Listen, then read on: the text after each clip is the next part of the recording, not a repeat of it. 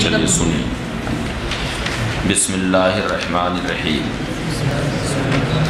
باب ما جاء اذا استيقظ احدكم من منامه فلا يغمسن يده في الاناء حتى يغسلها۔ یہ باب اس بیان میں ہے کہ جب تم میں کوئی سو کر بیدار ہو تو اپنا ہاتھ برتن میں ہرگز نہ ڈالے یہاں تک کہ اسے دھو لے۔ امام ترمذی نے ترجمۃ الباب میں فلا یغمسن ذکر کیا، جبکہ عام طور سے جن الفاظ میں یہ حدیث آئی ہے اس میں یا تو فلا یدخل ہے یا فلا یغمس۔ خود امام ذیلعی نے نصب الرایہ میں یہ تحریر فرمایا کہ لا یغمسن عام طور سے نہیں ہے، ہاں مسند بزار کی ایک روایت میں فلا یغمسن آیا۔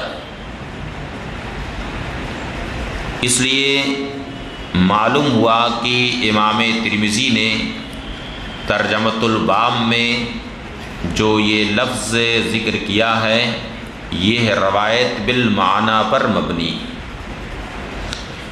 حدثنا ابو الولید احمد بن بکار الدمشقی من ولد بسر بن ارتاد صاحب النبی صلی اللہ علیہ وسلم قال حدثنا الولید بن مسلم عن الاوزاعی عن الزہری عن سعید بن المسیب و ابی سلمہ عن ابی ہریرہ رضی اللہ تعالی عنہ۔ احمد بن بکار دمشقی یہ بسر بن ارتاد کی اولاد سے جو صحابی رسول ہیں، وہ فرماتے ہیں کہ ہم سے ولید بن مسلم نے حدیث بیان کی، وہ امام عبد الرحمن اوزاعی سے روایت کرتے ہیں۔ الاوزاعی یہ کون ہیں؟ امام عبد الرحمن ابن یزید اوزاعی، یہ شام کے فقیہ تھے۔ کئی ایک صحابہ کرام سے ان کی ملاقات ہے، اس لیے یہ تابعین میں سے۔ انہوں نے امام زہری سے روایت کی، وہ سعید بن المسیب اور ابو سلمہ سے روایت کرتے ہیں، وہ دونوں حضرت ابو ہریرہ رضی اللہ تعالی عنہ سے روایت کرتے ہیں کہ نبی کریم صلی اللہ علیہ وسلم نے ارشاد فرمایا اذا استيقظ احدكم من الليل فلا يدخل يده في الاناء۔ جب تم میں کوئی سو کر کے بیدار ہو تو اپنا ہاتھ برتن میں نہ ڈالے۔ دیکھیے امام ترمذی خود اس حدیث شریف کی تخریج کر رہے ہیں، اس میں فلا یدخل آیا مگر ترجمۃ الباب میں فلا یغمسن ذکر کیا۔ حتی یفرغ علیہا مرتین او ثلاثہ، یہاں تک کہ 2 بار یا 3 بار ہاتھ پر پانی ڈال لے۔ فإنہ لا یدری اینا باتت یدہ، اس لیے کہ اسے معلوم نہیں کہ اس کے ہاتھ نے رات کہاں گزاری۔ اس حدیث شریف سے یہ معلوم ہوا کہ بغیر ہاتھ دھوئے ہوئے برتن میں ہاتھ ڈالنا منع ہے۔ اب اگر برتن میں ہاتھ ڈال دیا بغیر ہاتھ دھوئے ہوئے تو اس پانی کا کیا حکم ہے؟ وہ پانی فاسد ہوگا یا نہیں؟ تو یہ بات مبنی ہے اس پر کہ اس کا ہاتھ پاک تھا یا ناپاک۔ اگر اس کا ہاتھ ناپاک تھا، اسے یقین تھا کہ ہاتھ میں گندگی لگی ہوئی، یا کم از کم ظن غالب ہے، تو اس صورت میں اگر برتن میں ہاتھ ڈال دیا تو اس صورت میں وہ پانی ناپاک ہو جائے۔ لیکن اگر اسے یہ معلوم ہے کہ ہاتھ میرا پاک ہے، اس میں کوئی ناپاکی نہیں لگی تھی، اور اسے برتن میں ڈال دیا تو پانی فاسد نہ ہوگا، یعنی ناپاک نہ ہوگا۔ البتہ وہ پانی مستعمل ضرور ہو جائے گا، فاسد تو نہیں ہوگا، ناپاک نہیں ہوگا، لیکن وہ مستعمل ہو جائے گا۔ امام ترمذی فرماتے ہیں کہ یہ حدیث حسن صحیح ہے۔ امام شافعی فرماتے ہیں احب لکل من استيقظ من النوم قائلۃ کانت او غیرہا، ہر وہ شخص جو سو کر کے بیدار ہو، خواہ اس نے قیلولہ والی نیند لی ہو او غیرہا، یا کوئی اور نیند لی ہو، قیلولہ کیا ہو یا لیلولہ کیا ہو، اللہ یدخل یدہ فی وضوئہ، کہ اپنا ہاتھ برتن میں نہ ڈالے، حتی یغسلہ، یہاں تک کہ اسے دھو لے۔ فإن ادخل یدہ قبل ان یغسلہ، اگر اس نے اپنا ہاتھ دھونے سے پہلے ڈال دیا، کرہت ذالک لہ، تو میں اس کو مکروہ سمجھتا ہوں، ولم یفسد ذالک الماء، مگر وہ پانی فاسد نہ ہوگا، اذا لم یکن علی یدہ نجاست، جبکہ اس کے ہاتھ میں نجاست نہ لگی، اور اگر نجاست لگی تھی تو وہ پانی فاسد ہو جائے۔ اور یہ حکم صرف سونے ہی کے لیے نہیں ہے، بلکہ آدمی جاگ بھی رہا ہے تب بھی اس کے لیے حکم ہے کہ ہاتھ برتن میں ڈالنے سے پہلے اسے دھو لے، اس لیے کہ آدمی بیدار ہے، بیداری کی حالت میں بھی ہاتھ کہاں کہاں گیا یہ آدمی کو معلوم نہیں رہتا، اس لیے جاگ بھی رہا ہے تو بھی اس کے لیے حکم ہے کہ برتن ہاتھ میں ڈالنے سے پہلے اسے دھو لے۔ وقال احمد بن حنبل اذا استيقظ من اللیل، امام احمد ابن حنبل فرماتے ہیں کہ جب رات کی نیند سے بیدار ہو اور اپنا ہاتھ برتن میں اسے دھونے سے پہلے ڈال دے، فعاجب الی ان یحرق الماء، تو میرے نزدیک یہ زیادہ پسندیدہ ہے کہ وہ پانی بہا دے،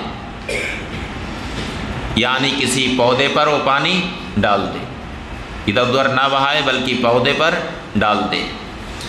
وقال اسحاق، اور امام اسحاق ابن راہویہ کہتے ہیں اذا استيقظ من النوم باللیل او بالنہار، جب آدمی سو کر کے بیدار ہو، خواہ رات میں یا دن میں، تو اپنا ہاتھ برتن میں نہ ڈالے، حتی یغسلہ، یہاں تک کہ اسے دھو لے۔ باب فی التسمیۃ عند الوضوء، یہ باب ہے وضو کرنے کے وقت بسم اللہ پڑھنے کے بیان میں۔ بسم اللہ پڑھنا یہ وضو کی سنتوں میں سے ایک سنت، یہی مذہب عام طور سے ائمہ کا ہے کہ یہ وضو کی سنتوں میں سے ایک سنت۔ البتہ ظاہریہ یہ کہتے ہیں کہ تسمیہ یہ وضو کے واجبات میں سے۔ اس باب میں متعدد حدیثیں آئی ہیں جن کا مضمون ہے کہ لا وضوء لمن لم یسمی، یا لا وضوء لمن لم یذکر اسم اللہ علیہ، اس طرح کی حدیث آئی ہے، لیکن جتنی بھی سندوں سے اس مضمون کی حدیث مروی ہے ان ساری سندوں پر اصحاب جرح و تعدیل نے کلام کیا ہے۔ خود امام احمد ابن حنبل نے فرمایا کہ اس باب میں مجھے کوئی ایسی حدیث معلوم نہیں ہے جس کی کوئی اچھی سند، جبکہ وجوب ثابت کرنے کے لیے یہ ضروری ہے کہ سند اچھی ہونی چاہیے، یعنی سند کم از کم حسن۔ حدثنا نصر بن علی و بشر بن معاذ العقدی قال حدثنا بشر بن المفضل عن عبد الرحمن بن حرملہ عن ابی ثفال المری عن رباح بن عبد الرحمن بن ابی سفیان بن حویتب عن جدتہ عن ابیہا قال سمعت رسول اللہ صلی اللہ علیہ وسلم یقول،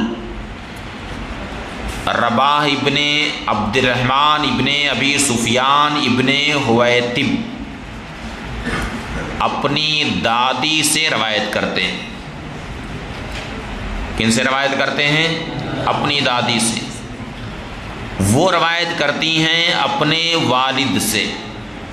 وہ فرماتے ہیں کہ میں نے نبی کریم صلی اللہ علیہ وسلم سے سنا، فرماتے ہیں لا وضو لمن لم یذکر اسم اللہ علیہ، جو شخص وضو پر اللہ کا نام نہ لے، بسم اللہ نہ پڑھے، اس کا وضو نہیں۔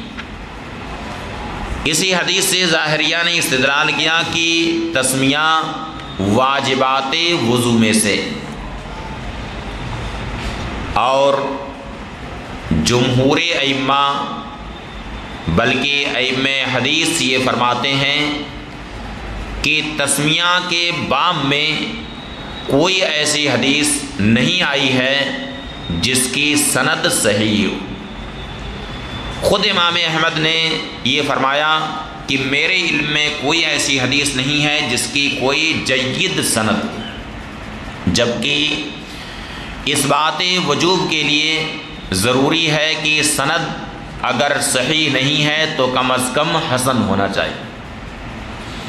پھر اس کے علاوہ یہ حدیث شریف محتمل بھی اس وجہ سے کہ لا وضو اس طرح کے الفاظ اور تعبیرات احادیث میں دو معنوں میں آئے۔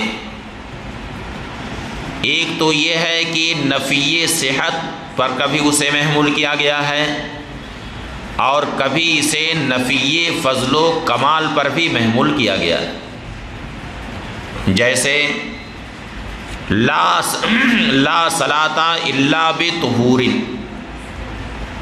یا لا نکاح الا بشہود۔ تو یہاں پر یہ نفی کس لیے ہے؟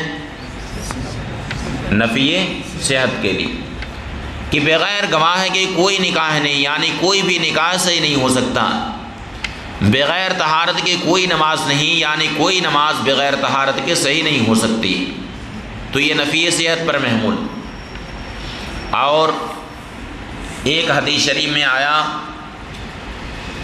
کہ لا صلاۃ لجار المسجد الا فی المسجد، یعنی مسجد کے پڑوسی کی نماز نہیں ہے مگر مسجد میں۔ اب اگر مسجد کا پڑوسی اپنے گھر میں نماز پڑھے تو کیا اس کی نماز صحیح نہیں ہے؟ صحیح ہے کہ نہیں؟ یا مسجد کے پڑوس میں طلبہ رہتے ہیں اور طلبہ بجائے مسجد میں نماز پڑھنے کے وہیں بغل میں مزار شریف ہے اس میں جا کر کے نماز پڑھیں تو نماز صحیح ہوتی ہے کہ نہیں؟ بغل ہی میں مسجد ہے لیکن مسجد میں نہ جا کر کے نماز کہاں پڑھتے ہیں؟ کچھ ایسے سنی صحیح العقیدہ ہیں کہ مسجد میں نہیں جائیں گے نماز پڑھنے کے لیے، کہاں پڑھیں گے؟ مزار شریف میں پڑھیں، تو ان کی نماز صحیح ہوتی ہے کہ نہیں؟ صحیح ہوتی ہے۔ تو یہاں پر بھی وہی نفی کا صیغہ آیا ہے تو ظاہر سی بات ہے کہ لا صلاۃ لجار المسجد الا فی المسجد میں نفی، یہ نفی صحت پر محمول نہیں ہے بلکہ نفی فضل و کمال پر محمول، یعنی مسجد کے پڑوسی کے لیے کامل فضیلت اور اس کی کامل نماز یہ ہے کہ مسجد میں جا کر کے ادا کرے، اور اگر گھر میں نماز پڑھ لیا تو نماز تو ہو جائے گی لیکن جو فضیلت مسجد کی ہے اس فضیلت سے وہ محروم رہے گا۔ تو معلوم ہوا کہ حدیث شریف میں دونوں معنوں میں یہ صیغہ آیا۔ اب یہاں پر لا وضوء لمن لم یذکر اسم اللہ علیہ میں کون سی نفی مراد ہے، نفی صحت یا نفی فضل و کمال؟ تو ہمارے ائمہ حنفیہ فرماتے ہیں کہ یہ نفی فضل و کمال پر محمول ہے، یعنی جس نے بسم اللہ پڑھے بغیر وضو کر لیا تو وضو تو ہو جائے گا لیکن بسم اللہ پڑھنے کی جو فضیلت ہے شروع میں وہ فضیلت اسے حاصل نہ ہوگی، اس فضیلت سے وہ محروم رہے گا۔ سمجھ گئے؟ وفی الباب، اس باب میں ام المؤمنین عائشہ صدیقہ، ابو ہریرہ، ابو سعید خدری، سہل بن سعد ساعدی اور حضرت انس بن مالک رضی اللہ تعالی عنہ سے روایت ہے۔ امام ترمذی فرماتے ہیں قال احمد، امام احمد ابن حنبل فرماتے ہیں لا عالم فی ھذا الباب حدیثا لہ اسناد جید، اس باب میں کوئی ایسی حدیث نہیں جانتا جس کی کوئی جید سند ہو، جس کی کوئی جید سند ہو، یعنی جو بھی سند ہے وہ سند کلام سے خالی نہیں ہے، اصحاب جرح و تعدیل نے اس پر کلام کیا۔ وقال اسحاق، امام اسحاق بن راہویہ فرماتے ہیں ان ترکت تسمیۃ عامدا اعاد الوضوء، اگر کوئی قصدن تسمیہ چھوڑ دے تو وضو کا وہ اعادہ کرے۔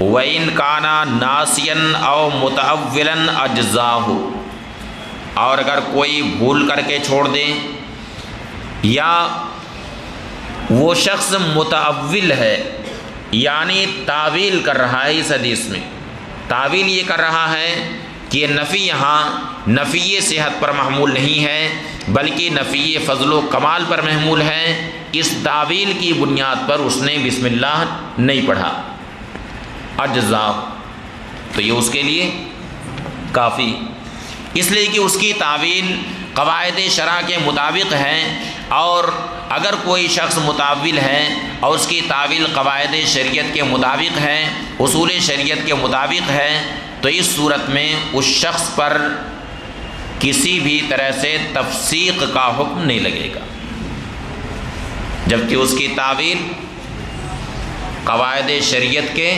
مطابق ہو، اصول شریعت کے مطابق۔ اس لیے امام اسحاق بن راہویہ نے فرمایا کہ اگر وہ شخص متعول ہے یعنی تعویل کر رہا ہے اس میں اجزا ہو تو یہ اس کے لیے کافی۔ قال محمد بن اسماعیل احسن شیء فی ھذا الباب حدیث رباح بن عبد الرحمن، امام بخاری فرماتے ہیں کہ اس باب میں سب سے اچھی حدیث رباح بن عبد الرحمن کی۔ اس سے پہلے ہم یہ بتا چکے ہیں کہ محدثین جب اصح شیء یا احسن شیء فی ھذا الباب کہتے ہیں تو اس کا یہ مطلب نہیں ہے کہ وہ حدیث واقع میں سب سے صحیح اور حسن ہے، ایسا بھی ہو سکتا ہے کہ وہ حدیث فی نفسی نہ صحیح ہو نہ حسن ہو لیکن اس باب میں وہ سب سے قوی ہو سند کے اعتبار سے۔ یہاں پر بھی ایک طرف امام احمد بن حنبل کا قول دیکھیں جو امام بخاری کے استاذ ہیں، وہ یہ فرما رہے ہیں کہ اس باب میں کوئی بھی ایسی حدیث میرے علم میں نہیں ہے جس کی کوئی جید سند ہو، اور دوسری طرف امام بخاری یہ فرما رہے ہیں کہ اس باب میں سب سے حسن رباح بن عبد الرحمن کی حدیث۔ تو اس کا مطلب ہے کہ احسن یہ کس معنی میں ہے؟ ارجح کے معنی میں۔ قال ابو عیسیٰ، امام ترمذی فرماتے ہیں وَرَبَاحَ بن عبد الرحمن عن جدتہ عن ابیہا، رباح بن عبد الرحمن اپنی دادی سے روایت کرتے ہیں، انہوں نے اپنے والد سے روایت کی، وَأَبُوهَا، اور ان کے والد سعید ابن زید ابن عمرو ابن نفیل، وابو سفال المری اسمہ ثمامہ بن حسین، اور ابو سفال مری ان کا نام ثمامہ ابن حسین ہے، اور رباح ابن عبد الرحمن یہ ابو بکر ابن حویتب، منہم من روا ھذا الحدیث، کچھ لوگوں نے اس حدیث کی روایت کی تو کہا ان نبی بکر بن حویتب فنسبہ الی جدہ، تو انہیں دادا کی طرف منسوب کر دیا۔ امام بخاری نے اگرچہ اس حدیث کو یہ کہا ہے کہ احسن شیء فی ھذا الباب حدیث رباح بن عبد الرحمن، لیکن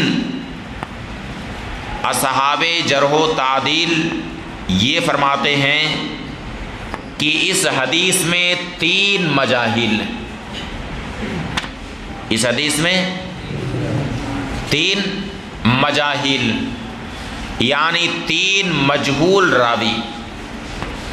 ایک تو یہ بتایا کہ ابو سفال مری یہ کون ہے یہ معلوم نہیں، اور رباح بن عبد الرحمن یہ بھی کون ہیں وہ بھی معلوم نہیں۔ پھر ان کی دادی اس میں ہے ان جدتی، وہ دادی سے اپنے روایت کرتے ہیں، اور دادی کا نہ تو نام معلوم ہے نہ ان کے حالات معلوم ہیں، تو اس میں 3 مجہول راوی، اس لیے کہا کہ فی ھذا الحدیث ثلاثۃ مجاہیل، اس حدیث میں 3 مجاہیل۔ چنانچہ خود امام زیلعی نے بھی اصحاب جرح و تعدیل کے حوالے سے یہ بات کہی ہے کہ اس حدیث میں 3 مجہول راوی ہیں۔ اس وجہ سے امام احمد بن حنبل نے فرمایا کہ اس باب میں کوئی ایسی حدیث میرے علم میں نہیں ہے جس کی کوئی جید سند، اور وجوب ثابت ہونے کے لیے ضروری ہے کہ کم از کم وہ حدیث حسن۔ باب فی المزمزۃ والاستنشاق، یہ باب ہے مزمزہ اور استنشاق کے بیان میں۔ حدثنا قتیبہ حدثنا حماد بن زید و جریر عن منصور عن ہلال بن یصاف عن سلمہ بن قیس قال قال رسول اللہ صلی اللہ علیہ وسلم اذا توضأت فانتصر واذا استجمرت فاوتر۔ ہلال ابن یصاف سلمہ ابن قیس سے روایت کرتے ہیں، انہوں نے فرمایا کہ نبی کریم صلی اللہ علیہ وسلم نے ارشاد فرمایا کہ جب تم وضو کرو فانتصر، تو اپنی ناک صاف کر لو، یعنی ناک میں پانی ڈال کر کے ناک کو جھاڑ لو، اسے صاف کر لو۔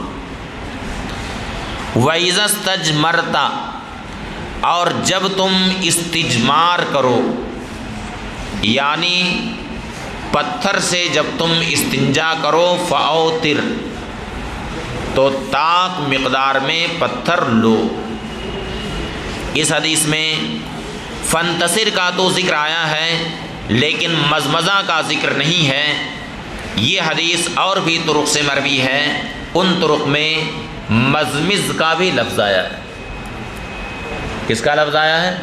مزمز، یعنی کلی کرو اور استنشاق بھی کرو۔ اس لیے مزمزہ اور استنشاق یہ دونوں وضو کی سنتوں میں سے ہیں۔ تو انتصار یا استنصار، اور ایک لفظ ہے استنشاق، تو استنشاق کا مطلب ہے ادخال الماء فی الانف، یعنی ناک میں پانی ڈالنا، اور استنصار کا مطلب اخراج الماء من الانف، ناک سے پانی نکالنا۔ استجمار کی عام طور پر تشریح کی گئی ہے الاستنجاء بالحجارہ، یعنی پتھروں سے استنجا کرنا، لیکن دوسرا احتمال یہ بھی ہے کہ استجمار سے مراد یہاں پر دھوئی دینا ہو۔ استجمار کا ایک معنی دھوئی دینا، دھوئی دینا نہیں معلوم ہے؟ تو اب اس صورت میں اس کا معنی ہوا کہ اذا استجمرتا فاوتر، یعنی جب تم دھوئی دو، فاوتر تو طاق مقدار میں دھوئی دو۔ دونوں احتمال ہیں، لیکن چونکہ طہارت کے باب میں یہ حدیث شریف ہے، اس لیے زیادہ تر لوگوں نے یہاں پر استجمار سے استنجا بالحجارہ مراد لیا۔ وفی الباب، اس باب میں حضرت عثمان ابن عفان، لقیط ابن صبرہ، عبداللہ ابن عباس، مقدام ابن معدی کریم، وائل ابن حجر اور حضرت ابو ہریرہ رضی اللہ تعالی عنہ سے روایت ہے۔ امام ترمذی فرماتے ہیں حدیث سلمہ بن قیس حدیث حسن صحیح، سلمہ ابن قیس کی حدیث حسن صحیح۔ واختلف اہل العلم فی من ترک المضمضۃ والاستنشاق، اہل علم کا اس کے بارے میں اختلاف ہے جو مضمضہ اور استنشاق چھوڑ دے۔ اس بارے میں امام ابو حنیفہ رحمۃ اللہ تعالی علیہ کا مذہب ہے کہ مضمضہ اور استنشاق یہ وضو کی سنتوں میں سے، جبکہ غسل جنابت میں یہ دونوں فرض ہیں، کیونکہ قرآن کریم میں ارشاد ہوا وَإِن كُنتُمْ جُنُبًا فَطَّهِّرُوا، یعنی اگر تم جنبی ہو جاؤ تو خوب طہارت حاصل کرو۔ تو یہاں اطہار کا حکم دیا گیا ہے، یعنی خوب طہارت حاصل کرنے کا حکم دیا گیا ہے، اس لیے جہاں تک بھی پانی پہنچانا ممکن ہے وہاں تک پانی پہنچانا فرض ہے۔ اس لیے مضمضہ اور استنشاق یہ دونوں غسل جنابت میں فرض ہیں۔ اور امام شافعی رحمۃ اللہ تعالی علیہ کے نزدیک دونوں میں سنت، وضو میں بھی سنت ہے اور غسل میں بھی ان کے نزدیک سنت۔ فقال طائفۃ منہم، تو ان میں ایک جماعت کا کہنا ہے اذا ترکہما فی الوضو، جب مضمضہ اور استنشاق کو وضو میں چھوڑ دیا، حتی صلی، یہاں تک کہ اس نے نماز پڑھ لی، اعادہ، تو کیا کرے؟ اعادہ کرے۔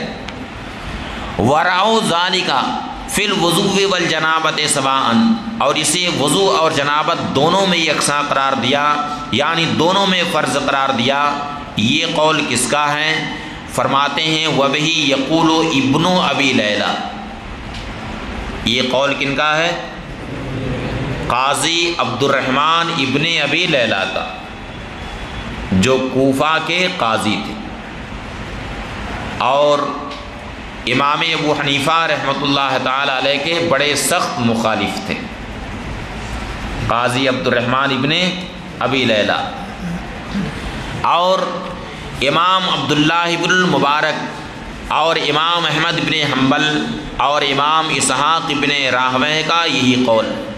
وقال احمد، اور امام احمد ابن حنبل فرماتے ہیں الاستنشاق اوقد من المضمضۃ، استنشاق یہ مضمضہ سے زیادہ مؤکد،